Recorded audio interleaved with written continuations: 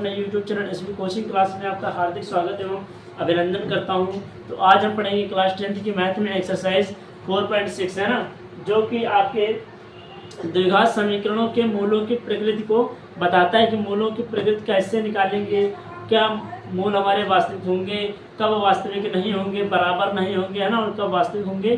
तो ये सब हम आज की इस वीडियो में कवर करेंगे, जो कि आपके एग्जाम में 1 नंबर से लेकर के 2 नंबर तक आपके एग्जाम में पूछता है ना, कि क्वेश्चन पूछेगा कि द्विघात समीकरणों का विभक्तिकर ज्ञात कीजिए तथा मूलों की प्रकृति बताइए, है ना। तो मूलों की प्रकृति की कैसे बताएंगे, फॉर्मूला मैंने लिखा है। द्विघात समीकरण के मूलों की प्रकृति नंबर 1, जब d का मान, d मतलब कौन, डिस्क्रिमिनेंट मतलब विभक्तिकर, b² - 4ac ये d का मान होता है। जब क्या होगा, d का मान बड़ा होगा किसी से, 0 से, जब d का मान 0 से बड़ा होगा तब हमारे जो मूल आएंगे वो क्या हो जाएंगे, वास्तविक होंगे। तब हमारे जो मूल होंगे वो वास्तविक होंगे, ठीक है। दूसरी कंडीशन क्या है, जब d का मान 0 के बराबर हो जाएगा, जब d का मान 0 के बराबर हो जाएगा तो मूल हमारा कैसा हो जाएगा, जब d का मान 0 के बराबर हो जाएगा तो मूल हमारा वास्तविक और बराबर हो जाएंगे, ठीक है। फिर क्या है, जब d का मान 0 से कम हो जाएगा, जब d का मान 0 से कम हो जाएगा, कम मतलब क्या, 0 मीन d का मान माइनस में आएगा, -8 -2 -1 मतलब आंसर हमारा माइनस में आ जाएगा। तो वो d का मान 0 से कम हो जाता है तो मूल हमारे क्या हो जाएंगे, वास्तविक नहीं होंगे, है ना। 3 कंडीशन थी, तीनों मैंने आपको कंडीशन बता दी। ये आपको याद कर लेना है कि जब d का मान 0 से कम हो जाएगा तो हमारा मूल, जब d का मान 0 से कम हो जाएगा तो वास्तविक नहीं होगा। जब d का मान 0 से बड़ा हो जाएगा तो मूल वास्तविक हो जाएंगे। जब d का मान 0 के बराबर होगा तो मूल वास्तविक और बराबर हो जाएंगे, है ना। तो आइए पहले क्वेश्चन मैंने लिख रखा, पहला क्वेश्चन एक्सरसाइज 4.6 का, द्विघात समीकरण 2x² - 4x + 3 = 0 का विभक्तिकर ज्ञात कीजिए और मूलों की प्रकृति ज्ञात कीजिए, है ना। तो आइए सबसे पहले तो विभक्तिकर निकालेंगे। विभक्तिकर ये फार्मूला होता है, d = b² - 4ac, ये फार्मूला होता है, ठीक है। तो आइए इसको हम सॉल्व करेंगे। सबसे पहले इसको लिखेंगे ax² + bx + c = 0 से तुलना करने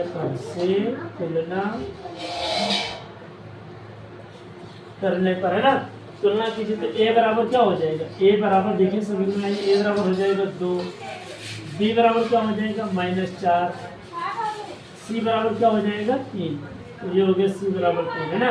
आप देखिए विभक्तिकर का फॉर्मूला लगाइए, d बराबर b² - 4ac, ये विभक्तिकर का फॉर्मूला लगा दे रहे हैं ना। तो d बराबर, जहाँ पर b है वहाँ क्या हो जाएगा -4, तो -4 का स्क्वायर -4 और a का मान कितना है 2, c का मान कितना है, c का मान है 3, तो ये हो जाएगा d बराबर 4 चौकों में -4 का स्क्वायर 16, -4 दूनी 8, 8 त्रिक 24, तो d का मान कितना आएगा, d का मान 24 में से 16 घटाइए तो कितना हो जाएगा, 16 से 22 24, मतलब ये हो जाएगा -8। क्यों माइनस का क्यों आएगा, क्योंकि 24 बड़ा है ना, जो बड़ा होता है सिंबल उसी का आता है। तो d बराबर -8, तो d का मान क्या है भाई, -8 आया, तो -8 0 से बड़ा है या 0 से छोटा है, तो d का मान जाहिर से -8 है ना, तो -8 0 से क्या हो जाएगा, छोटा हो जाएगा, तो मूल हमारे क्या होंगे, वास्तविक नहीं होंगे ना। यहाँ लिखे दे रहे हैं d < 0, मूल वास्तविक नहीं है, मूल वास्तविक नहीं है। तो मैंने लिखा है d < 0, मीन्स d का मान 0 से कम है, इस वजह से हमारे जो मूल हैं वो वास्तविक नहीं होंगे, है ना, इसलिए मैंने लिखा मूल वास्तविक नहीं है। तो पहला क्वेश्चन आपका इस तरह कंप्लीट होगा, ठीक है। तो आप इसका स्क्रीनशॉट ले लीजिए, फिर हम कुछ क्वेश्चन आपको बता देते हैं, फिर आप इनको करते रहिएगा, ठीक है। तो आप इनका स्क्रीनशॉट ले लीजिए, है ना।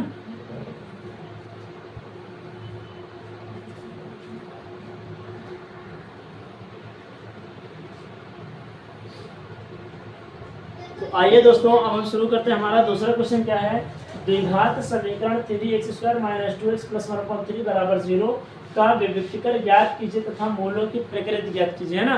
तो आइए इसको भी उसी तरह सॉल्व करते हैं ना, और देखते हैं। लिखेंगे हल और लिखेंगे ax² plus bx plus c बराबर 0 से तुलना करने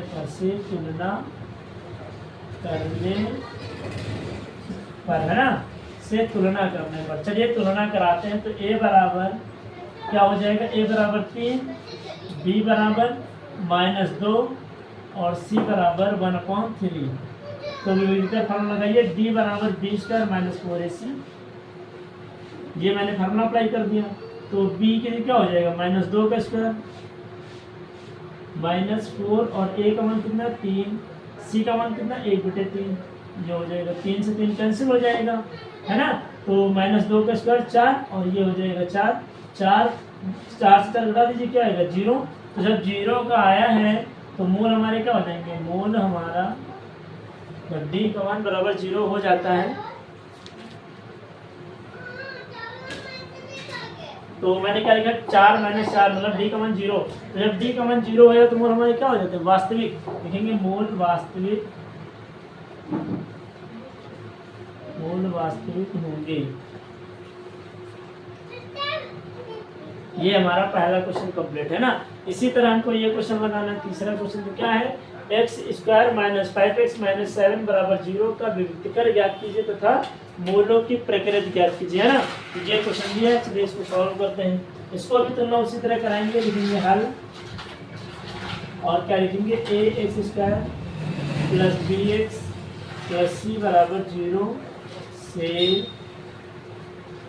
तुलना करने पर है ना, से तुलना करने पर। चलिए भाई तुलना कराते हैं। तो a बराबर क्या हो जाएगा, यहाँ कुछ नहीं, वहाँ 1 हो गया। b बराबर -5, c बराबर -7, ये हो जाएगा ना। और विविधता फॉर्मूला लगाइए, d बराबर b² - 4ac। तुलना कर दीजिए।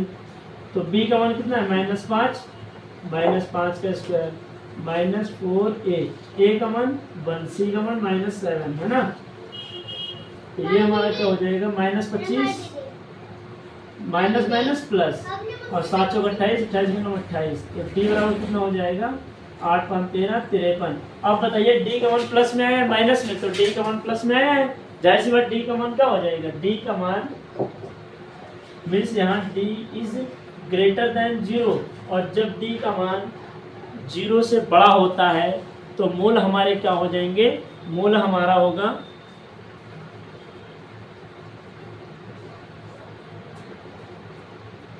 जब d का मान 0 से बड़ा हो जाएगा तो मूल हमारा वास्तविक, तब मूल हमारा वास्तविक होंगे, मूल वास्तविक होंगे, है ना। मैंने आपको मूल वास्तविक हो जाएंगे और ये आपको हो जाएगा मूल वास्तविक तथा बराबर होंगे, मूल वास्तविक बराबर, है ना। मूल आपका वास्तविक और बराबर हो जाएंगे, ठीक है। तो उम्मीद करते हैं कि आपको तीनों क्वेश्चन अच्छे से समझ में आए होंगे कि कैसे विविक्तीकर निकाला जाता है और कैसे मूलों की प्रकृति बताई जाती है ना। मैंने आपको बता दिया है, आप इसको अच्छे से याद करिएगा, याद कर लीजिएगा और इसी तरह आप लोग क्वेश्चन लगाइएगा, ठीक है। तो मिलते हैं नेक्स्ट वीडियो में इसी के आगे क्वेश्चन की ओर, है ना। तो आप लोग पढ़िएगा अच्छे से आराम से। अगर आपको क्वेश्चन करने में कोई प्रॉब्लम होती है तो आप मुझे कमेंट बॉक्स में ज़रूर कमेंट करिएगा, ठीक है। तो मिलते हैं नेक्स्ट वीडियो में। Thanks for watching this video, है ना।